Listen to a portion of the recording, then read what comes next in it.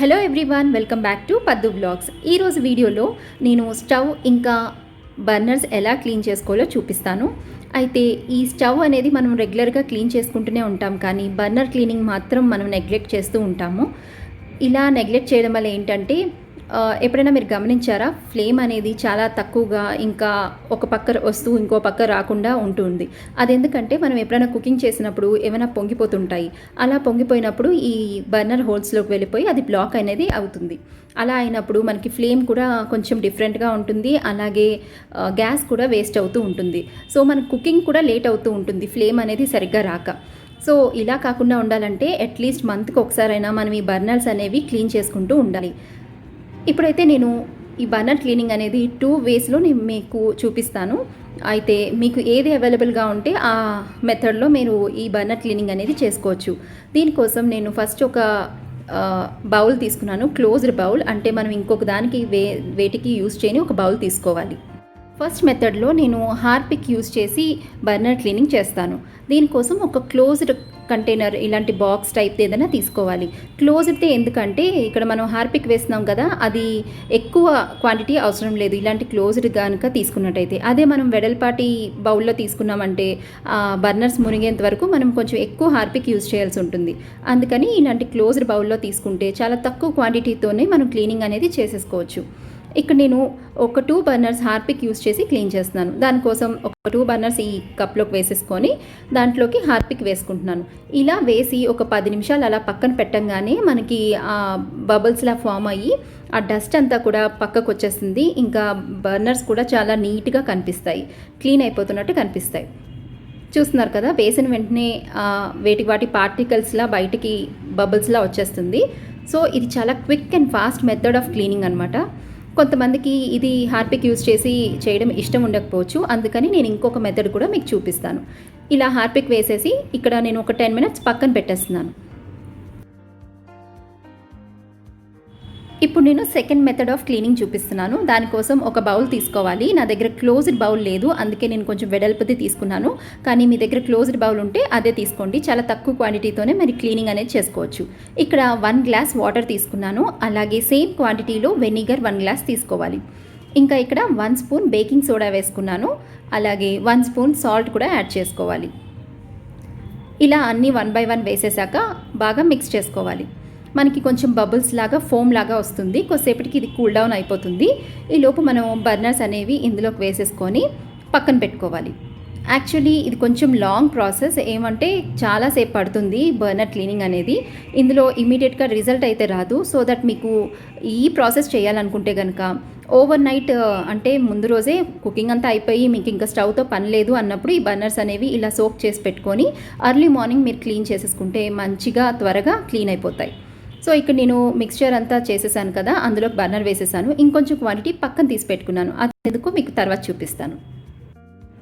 ఇప్పుడు నేను ఇందాక పక్కన తీసి పెట్టుకున్నాం కదా కొంచెం లిక్విడ్ని, దాన్ని యూజ్ చేసి ఇక్కడ స్టవ్ మీద ప్లేట్స్, ఇంకా ఆ స్టాండ్స్, స్టవ్ పక్కన ఉన్న వాల్ ఉంటుంది కదా అది, ఇంకా ప్లాట్ఫామ్ కూడా ఈ లిక్విడ్తో క్లీన్ చేసుకోవచ్చు. ఇందులోకి నేను యాడ్ చేస్తున్నాను ఒక 3 to 4 drops dish washer liquid ఉంటుంది కదా, అది యాడ్ చేసుకోవాలి. ఇదేంటంటే కొంచెం జిడ్డు మరకలు ఇవి ఉంటాయి కదా, అవన్నీ క్లీన్ అయిపోవడం కోసం ఇది యాడ్ చేసుకోవాలి. ఇదంతా కూడా బాగా ఒకసారి మిక్స్ చేసేసుకొని సాఫ్ట్ స్క్రబ్ లాంటిది ఉంటుంది కదా, మీకు స్పాంజ్ ఉంటే ఇంకా మంచిది, లేదంటే వెజల్స్ క్లీన్ చేసే స్క్రబ్ ఉంటుంది కదా, సాఫ్ట్గా ఉండేది తీసుకోవాలి. ఎందుకంటే గ్లాస్ టాప్ స్టవ్ అయితే కొంచెం గీతలు అవి పడుతుంటాయి, అందుకే కొంచెం యూజ్ చేసింది ఇలా సాఫ్ట్గా ఉన్న స్క్రబ్ లాంటిది లేదా స్పాంజ్ తీసుకొని దీన్ని క్లీన్ చేసుకోవాలి. ఫస్ట్ ఎప్పుడైనా క్లీనింగ్ స్టార్ట్ చేసేటప్పుడు దాని మీద ఉన్న ప్లేట్స్ ఇంకా స్టాండ్స్ అన్నీ పక్కన తీసి పెట్టుకోవాలి. అలాగే నాబ్స్ అన్నీ క్లోజ్ ఉన్నాయా లేదా చూసుకోవాలి. ఇంకా గ్యాస్ సిలిండర్ ఆఫ్ చేసుకుంటే ఇంకా మంచిది, ఎందుకంటే మనం క్లీన్ చేసేటప్పుడు నాబ్స్ పొరపాటుగా ఆన్ అయిపోతుంటాయి. అందుకే గ్యాస్ లీకేజ్ కాకుండా ముందుగా స్టవ్ అనేది మనం ఆఫ్ చేసి పెట్టుకోవాలి. ఇప్పుడు ఆ స్క్రబ్ కొంచెం కొంచెంగా తీసుకొని మొత్తం అంతా ఇలా రుద్దుకోవాలి.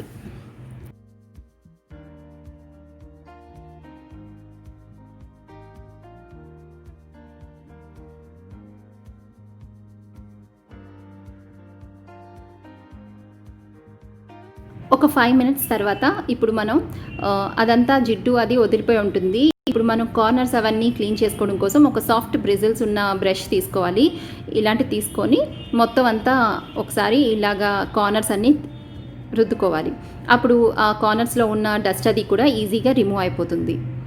ఇంకా కొంచెం స్టిక్కీగా ఉన్నట్టయితే మీరు స్టీల్ స్క్రబ్ ఉంటుంది కదా, దాన్ని యూజ్ చేసి కూడా చేసుకోవచ్చు. కాకపోతే గ్లాస్ పక్క మాత్రం ఇలాంటి సాఫ్ట్ బ్రిజిల్స్ ఉన్న దానితో క్లీన్ చేసుకోవాలి.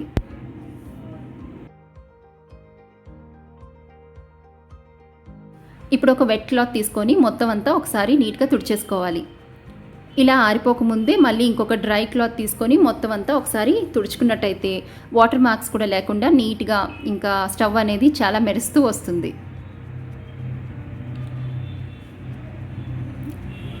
ఇప్పుడు ఇక్కడ బర్నర్స్ పెట్టే ప్లేస్ ఉంటుంది కదా, అక్కడ కూడా పొంగిపోయి డస్ట్ అనేది చేరుకొని పోతుంది. అక్కడ మాత్రం అసలు వాటర్ యూజ్ చేయకూడదు. అందుకోసమని ఇలా ఒక వెట్ క్లాత్ తీసుకొని దాన్ని ఒక బ్రష్ పెట్టి కానీ లేదన్నా ఒక స్పూన్తో కానీ ఇలాగా ప్రెస్ చేసి లోపల డస్ట్ అంతా కూడా తీసేసుకోవాలి. ఇలా అట్లీస్ట్ మంత్లీ వన్స్ అన్నా మనం చేసినట్టయితే ఇక్కడ డస్ట్ అనేది ఎక్కువగా పేరుకోదు. అలాగే మనకి గ్యాస్ అనేది బాగా వస్తుంది, ఆదా అవుతుంది. ఇంకా అలాగే ఫ్లేమ్ కూడా బాగా వస్తుంది. స్టవ్ ఎప్పుడు నీట్గా ఉండడం వల్ల మనకి చిన్న చిన్న ఇన్సెక్ట్స్ రావడం అలాంటివి కూడా ఉండదు.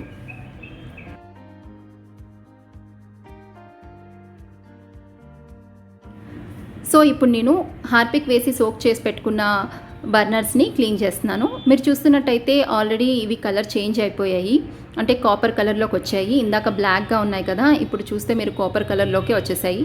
అయితే ఇప్పుడు ఒకసారి ఇలాంటి సాఫ్ట్ బ్రష్ తీసుకొని ఆ హోల్స్ అన్నిటిలో మనం ఇలా ఒకసారి బ్రష్ చేసుకోవాలి. సో దట్ ఇంకా ఏమైనా బ్లాక్స్ ఉంటే అవన్నీ క్లియర్ అయిపోతాయి. అలాగే ఇంకొంచెం డస్టీగా అనిపిస్తే మీరు స్టీల్ స్క్రబ్ ఉంటుంది కదా, దాన్ని యూజ్ చేసి ఒకసారి ఇలా రుద్దుకుంటే సరిపోతుంది. అయితే మీరు చూస్తున్నట్టయితే ఇక్కడ నేను హార్పిక్లో వేసింది త్వరగా కలర్ చేంజ్ అయిపోయింది. కానీ baking soda, vinegar, water use చేసింది మాత్రం ఇంకా కలర్ చేంజ్ అవ్వలేదు. ఎందుకంటే దానికి కొంచెం ఎక్కువ టైం పడుతుంది. అంటే ఒక 8 అవర్స్ అలా టైం పడుతుంది. అలా సోక్ చేసుకున్నట్టయితే అవి కూడా ఇలా ఇప్పుడు ఈ హార్పిక్తో చేసినంత కలర్ అవి కూడా వస్తాయి. సో ఇలా క్లీన్ చేసుకోవడానికి మెయిన్ పర్పస్ ఏంటంటే మనకి ఆ బర్నర్స్లో ఉన్న హోల్స్ అన్నీ బ్లాకేజెస్ పోయి ఫ్లేమ్ అనేది చక్కగా వస్తుంది. ఇంకా గ్యాస్ కూడా ఆదా అవుతుంది. అంతేగాని కలర్ కోసం మాత్రం కాదు. ఎందుకంటే ఈ కలర్ అని మనకి ఇప్పుడు క్లీన్గా నీట్గా కాపర్ కలర్లో కనిపిస్తున్నాయి, కానీ వన్స్ మనం మళ్ళీ కుక్ చేసిన తర్వాత అవి మళ్ళీ బ్లాక్ కలర్లోకి వచ్చేస్తాయి.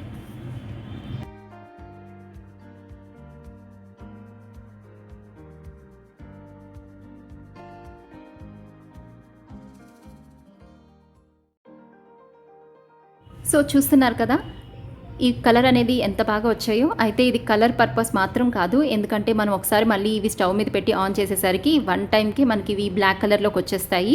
అలాగే కొత్తగా మాత్రం ఉండవు.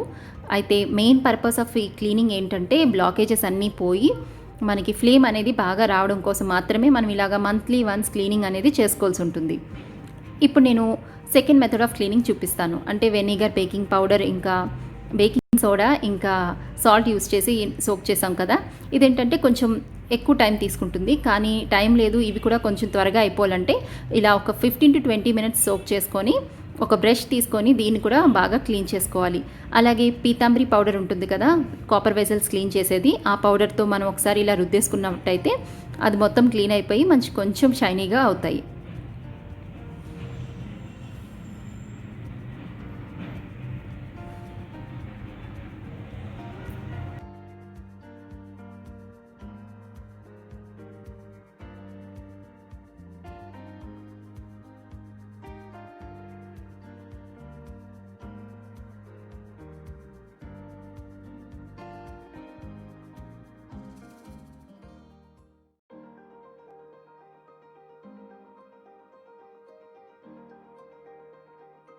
ఇప్పుడు నేను ఆ బర్నర్స్ని వాష్ చేసుకుంటాను. ఇలా ప్లెయిన్ వాటర్ తీసుకొని ఒకసారి వాటర్లో సోక్ చేసి చూడండి, మీకే తెలుస్తుంది.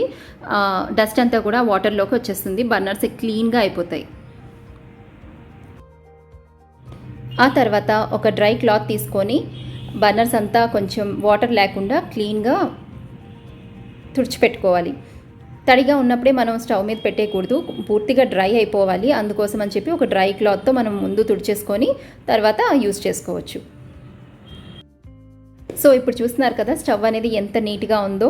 ఇలా స్టవ్గా నీట్గా ఉన్నప్పుడు మనకి కిచెన్ కూడా చాలా పీస్ఫుల్గా అనిపిస్తుంది, కుకింగ్ కూడా చేయాలనిపిస్తూ ఉంటుంది. అందుకే అట్లీస్ట్ మంత్లీ వన్స్ అయినా కానీ మనం ఇలాగ స్టవ్ని నీట్గా క్లీన్ చేసి పెట్టుకోవాలి. సో ఇప్పుడు నేను ఫ్లేమ్ కూడా ఎలా వస్తుందో మీకు చూపిస్తాను, ఒకసారి చూడండి. ఇక్కడ మీకు నేను బర్నర్ ఆన్ చేసి చూపిస్తున్నాను, ఎందుకంటే మీకు ఆ ఫ్లేమ్ చూసి అర్థమవుతుంది. బ్లాక్స్ అన్నీ క్లీన్ అయిపోయాయి కాబట్టి ఫ్లేమ్ అనేది ఎక్కువగా వస్తుంది, ఇంకా గ్యాస్ కూడా మనకి బాగా వస్తుంది, ఆదా అవుతుంది. అలాగే గ్యాస్ ఫ్లో అనేది అంటే ఫ్లేమ్ అనేది బాగా వచ్చినప్పుడు కుకింగ్ కూడా మనకి ఈజీగా త్వరగా అయిపోతుంది. సో ఈ వీడియో మీకు యూస్ఫుల్ అనిపిస్తే తప్పకుండా లైక్ చేసి షేర్ చేయండి. అండ్ ఎవరైనా ఫస్ట్ టైం నా ఛానల్ని విజిట్ చేస్తే తప్పకుండా సబ్స్క్రైబ్ చేసుకోండి, పక్కనున్న బెల్ ఐకాన్ని క్లిక్ చేయండి. అప్పుడు నా వీడియోస్ అన్నీ మీకు నోటిఫికేషన్స్లోకి వచ్చేస్తాయి, అప్పుడు మిస్ అవ్వకుండా వాచ్ చేయొచ్చు. మళ్ళీ ఇంకో మంచి వీడియోతో మీ ముందుకు వచ్చేస్తాను. Until then bye, see you, take care and thank you for watching.